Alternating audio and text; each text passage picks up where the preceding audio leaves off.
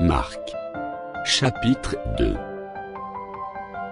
Quelques jours après, Jésus revint à Capernaum. On apprit qu'il était à la maison, et il s'assembla un si grand nombre de personnes, que l'espace devant la porte ne pouvait plus les contenir. Il leur annonçait la parole. Des gens vinrent à lui, amenant un paralytique porté par 4 hommes. Comme ils ne pouvaient l'aborder, à cause de la foule, ils découvrirent le toit de la maison où il était, et ils descendirent par cette ouverture le lit, sur lequel le paralytique était couché. Jésus, voyant leur foi, dit au paralytique, « Mon enfant, tes péchés sont pardonnés. » Il y avait là quelques scribes, qui étaient assis, et qui se disaient au-dedans d'eux. « Comment cet homme parle-t-il ainsi? Il blasphème. Qui peut pardonner les péchés, et si ce n'est Dieu seul ?» Jésus, ayant aussitôt connu par son esprit ce qu'ils pensaient au-dedans d'eux, leur dit, « Pourquoi avez-vous de telles pensées dans vos cœurs? Lequel est le plus aisé, de dire au paralytique, « Tes péchés sont pardonnés » ou de dire, « Lève-toi, prends ton lit, et marche » ?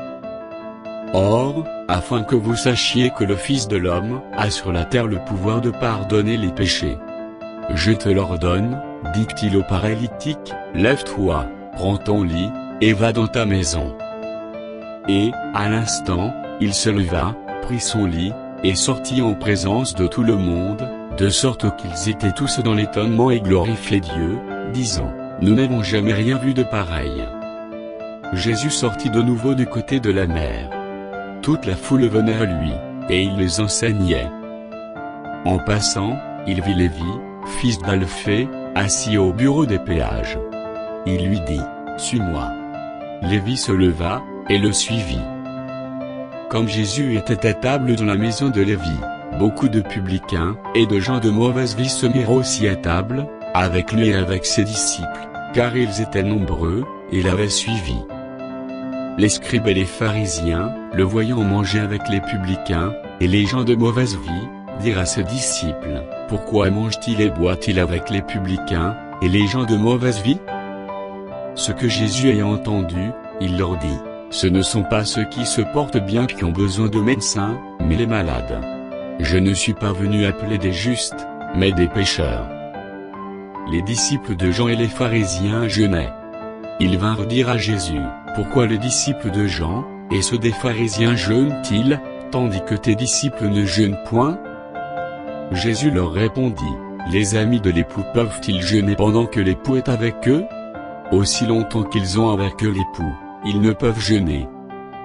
Les jours viendront où l'époux leur sera enlevé, et alors ils jeûneront ce jour-là. Personne ne coud une pièce de drap neuf à un vieil habit, autrement, la pièce de drap neuf emporterait une partie du vieux, et la déchirure serait pire. Et personne ne met du vin nouveau dans de vieilles outres, autrement, le vin fait rompre les outres, et le vin et les outres sont perdus, mais il faut mettre le vin nouveau dans des outres neuves. » Il arriva, un jour de sabbat, que Jésus traversait des champs de blé. Ses disciples, chemin faisant, se mirent à arracher des épis. Les pharisiens lui dirent, « Voici, pourquoi font-ils ce qui n'est pas permis pendant le sabbat ?»